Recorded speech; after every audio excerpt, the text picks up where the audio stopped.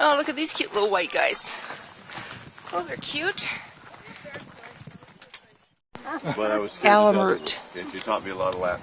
Alum root. But she'd roll over in her grave if I tried to tell you I remember what the Yellow word cinquefoil. from the class, but it does mean the Latin word. Okay, so let's do that. That's a stone crop, the yellow, short stubby yellow is a So stone anyway, crop. let's do a little quick geology here. There's 3 words that help you remember the Cambrian, about 1 billion years old. Okay, and I mentioned this belt sea that was here. So the oldest sediments are called the Alton limestone, and they're kind of hard to see. The forest has grown up. I've been here long enough that when I first came here, you got a good look at Swift Current Lake. But if you've been down by the hotel, that white rock in there is a limestone. It's pretty sandy. It's got a lot of sand mixed in with it. Pretty resistant to erosion. Swift Current Lake is only 30 or 35 feet deep in the deepest places, even though a big glacier came out of the Swift Current Valley and the Grinnell Valley and met there. But all they could do is kind of scour out a shallow bowl and slide up over that ridge. So that's the Alton limestone. Then we just came through the green. That's the Apicuni argillite. I think I mentioned that was chlorite because of that color. Yes. And now we're in the red rock here, which is another argillite called the Grinnell. The difference is color. If any of you lived in a moist environment when you were a little kid and left your bike or trike out for a few days, what happened? Rusted. That's right. I asked that one day. You can come right by if you want. And a guy hollered out, "I got spanked." Feel free to come right through. Okay, we're adjusting. We'll take a break from that. But okay. So anyway, this is oxidation or rust when these sediments were laid down. The mineral is called hematite.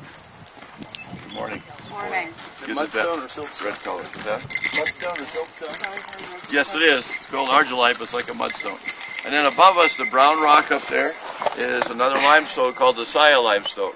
If we were up there and had a fresh piece, it would actually be black in color, real dark, but it weathers to a thin veneer of that brown. What kind of limestone did you say? Saya is the cyan, like C-Y-A-N? That's not really the kind of, that's the name of the formation. Oh, okay. Give rock layers 2 names. The first name is local, Alton, Apicuni, Grinnell. Okay. The second name is a kind of rock. Okay. I should know this. I've said it many times over the years, but I can't remember right now. Because one of them has a little more magnesium in it. It's like a dolomite limestone. But they're both limestones 2 layers. Okay. And, well, it's pretty hard to see that. Have you guys seen the black band in the rock? Mm-hmm. The black line. It's right below, about where those clouds are, but it doesn't show up very well. It's so dark. But where it shows up the best is on the garden wall looking at the hotel that way. But that's an igneous intrusion. So most of this rock was sedimentary. We could come through. Most of this was sedimentary, but we had some igneous, which means born of fire, hot magma that came up. But instead of reaching the surface, it squeezed between the layers. It's called the sill when it runs that way. So that's what you're seeing when you look at that black band. Okay? And again, if you get a place like on that wall, the garden wall, and you get a good look at it, you can see a white zone above and below. That's a low-grade marble. The heat was so intense when the magma squeezed through those layers that it baked the limestone, changed it to a marble. That's called contact metamorphism. So it's a little bit of metamorphism. Doesn't the sill have a name? Does it have a name too? The sill Well, especially? the rock is diorite. Okay. It's called Purcell sill. Okay, that's it. There's also Purcell lavas, and there's some debate about which is which. Okay, so those are the. Oh, okay. Feel free to come through if you want. But, okay. So we've got those are the rocks, a billion years ago. And then we're going to jump to about 150 million years ago. That was a period of crust along rust, and the plates came together. Some of you, other people here from California, you've got plates doing this in California, right? A lot of earthquakes. Here, the plates. And we're talking about the border being probably near where the Idaho-Montana border is today. Sandpoint. And as they collided, okay, that puts all kinds of pressure on the rock. When you get up from this little spot, if you look carefully, you can see on a very small scale some little folding in this rock. Rocks at the surface are brittle. If you put pressure on these rocks, they wouldn't fold, they'd break. But at depth, their physical state changes and they can actually flow. And when they flow, that's how you get folding. But then later on, they get pushed up, they're brittle again. So what happened here is these layers actually folded. A gigantic fold developed that probably covered most of this park area today. And as they got pushed up, then became brittle, we still had the pressure, and they broke or faulted. They moved. It's kind of a low angle fault we call a thrust fault, but they actually were pushed up from the west and slid over the younger rocks. Then we call that an overthrust. Old rocks thrust over the top of younger rocks. They slid as much as 50 miles from the west to east and piled up out on the plains. Anybody back there, if you want to come through, feel free to come through. Okay. That's called overthrust. If you drive up towards Waterton, you get a great look at a super mountain called Chief Mountain, sacred mountain to the Blackfeet. Good morning. And that mountain is the eastern edge of the Rockies right here. But what's interesting is the rock around it has eroded, so the Rockies around it are gone. So it's like a little monument sticking out there, billion-year-old rock sitting on top of much younger, maybe 100 billion-year-old rock. So that's the Chief Mountain. So that's how the mountains got here. They might have been a little taller than they are today, probably were a little bit, but they wouldn't have been as spectacular. What makes this place so special was the Pleistocene or Ice Age period. And that started about 2 million years ago. And over time, of course, we had big continental glaciers that formed up in the polar regions and came down through Canada, U.S. They're called continental glaciers because they covered entire continents. They carved out the Great Lakes. They would have been east of us out here on the plains, didn't actually reach within these boundaries today of the park, but we'd have had the same climate going on, and where our glaciers and snowfields are today, up the high points of these mountains, glaciers would have formed there. But they formed high and flowed down these river valleys. The river valleys would have been narrow and V-shaped, okay? And they flowed down those valleys and just carved and chipped away at the mountains. Where you're sitting here, the ice would have been 3,000 feet thick, maybe. Down the valley, I think 3 or 4. The whole park, except the tallest peaks and ridges, covered with snow and ice. It's just hard to imagine. On Grinnell over here, where it goes from steep to more gradual, there's an old mine on the other side. I've been over there on that trail, and I've seen where the sod has been pushed away, and I've seen the striations, the scratches. So I can tell you personally, they're at least that high up on the mountains. It's just so hard to imagine. And then as these glaciers move down the valley, there's friction against the wall of the valley floor that causes the ice to melt, gets little cracks and crevices and joints in the rock, then it refreezes, and water expands when it freezes, so it just breaks up the rock, and it kind of like a coring and a plucking action. So they're moving down the valley, they're just chipping and coring and plucking away at the lower parts of the valley, and that undermines the rock higher up, but avalanches down. And that's why you get the steep walls and the sheer faces we see here. We already talked about the wall. We can't see it very well from here. That's called an arête. We'll be hiking below that in a few minutes. You guys going to Iceberg Lake?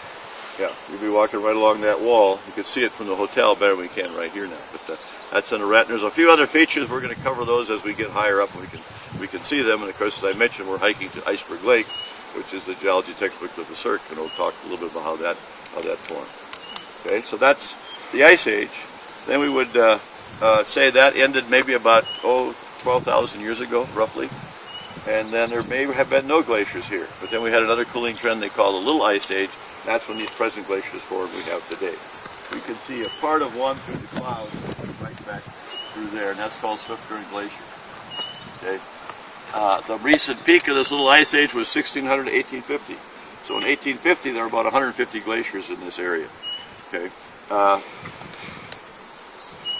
forgot what I wanted to say next. You guys want to come through, you can, but you're welcome to listen.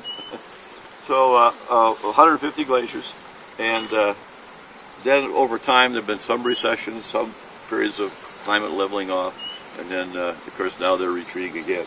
I came here in 1967, we were talking about 50 glaciers. Today we're talking about 25. Okay.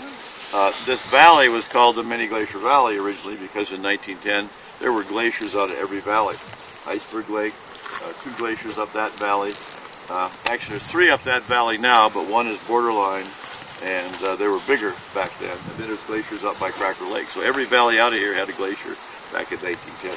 That's why it's called the Many Glacier Valley. But as you all probably know, they're receding, and let's see. I get my schedule right. Tomorrow night I'm doing a geology program. Come down to the hotel. I got a PowerPoint. I think we've had a problem. We've got a problem with that. The bulb blew. Can't seem to find a bulb. I'm glad I got another night to think about this. The Ranger's doing tonight. She's torn between, I think I can maybe get this thing fixed, or maybe I'll have to do like a campfire program in the hotel. I don't know. Anyway, so that's a little bit about the geology of the park and where we're going. One other thing I could mention, the guy who's studying these glaciers has been doing it for 20-some years now, and he's the one that predicted they'd be gone by the year 2030. I met him on the trail up to Iceberg, up to the glacier a few years ago, and was talking with him. Kind of funny today, it's a little cool. This winter we actually had above average snow, but we had some pretty hot weather. It's a combination of all those things. Overall, we all know about climate change and many more days of above 90, summer weather, less frost, in not as extreme winters, warmer summer nights. which is probably pretty crucial too.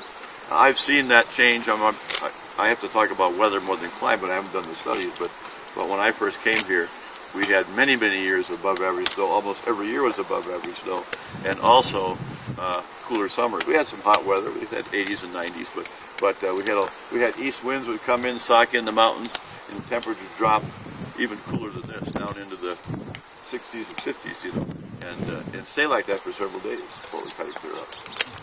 So anyway, if you have any questions, that's a little bit of those glaciers.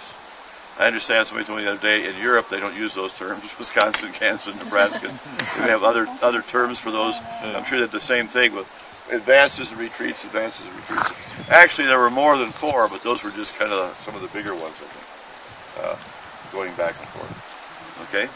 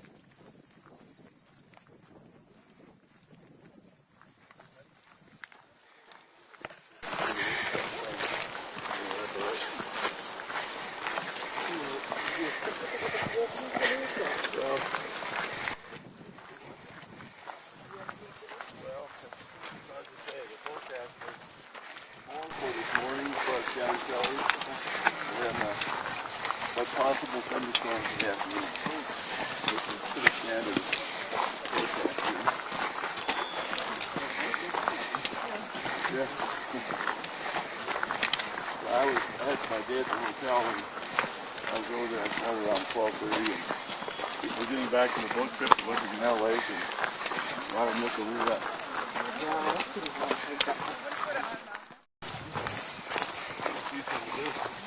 That would have been disturbed in other years. You can see it's not quite as much as coming back.